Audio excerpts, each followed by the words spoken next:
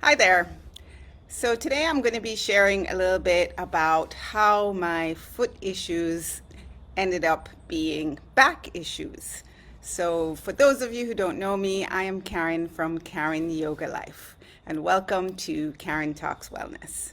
So I have had various back issues over the years, and I just wanted to give you the benefit of my experience. I just wanted to share with you my experience.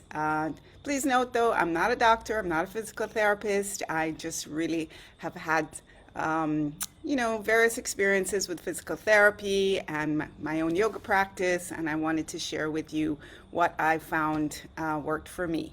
So to begin with, as I said, my foot issues ended up being back issues. So my first symptom was I started to have funny feelings in my foot, just one foot, my right foot started to feel a little strange, especially my toes. I started feeling these kind of nagging, aching pain in my toes. It felt almost like somebody was pinching my toes. I didn't really have major tingling or numbness or anything like that. I just started to have sort of funny pinching feeling in my toes. And I was really, confused. I didn't know what that could possibly be. I thought maybe it was something wrong with my feet. So I ended up going to see a doctor, and the doctor said, no, that probably is something to do with your back. And she sent me to a physical therapist. So I went to a physical therapist, and the physical therapist said, yes, that was probably something going on with my lower back, some kind of nerve pressing on or disc pressing on my nerves, which go all the way down into your feet.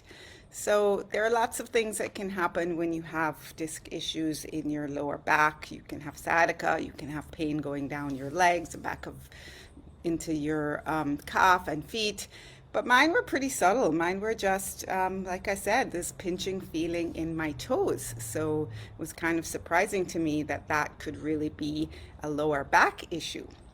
Anyway, so my physical therapist, she started to work with me to mainly strengthen my core, especially my lower abs, my transverse abdominis, which as it turns out, I was not engaging properly, even though I thought I was all the time.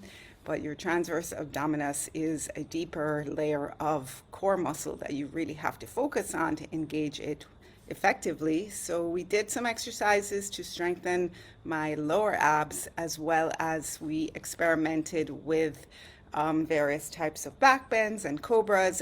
As I mentioned, I was only having the symptoms in one foot, so she gave me some variations of cobras to do.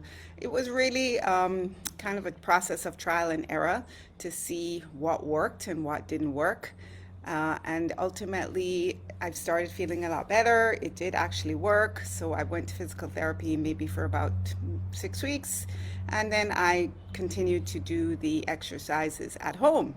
So I continue to manage my back issue, that issue at least, with home exercises. So I try and make myself do cobras pretty much every day for a few minutes.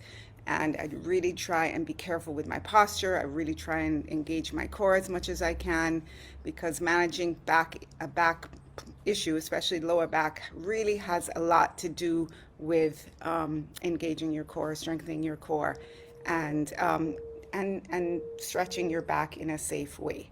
So that was my main back issue that I had that I wanted to share with you, just because to me it was very interesting that a back issue could show up as a foot issue, and just to encourage you that you can manage them with exercise, physical therapy.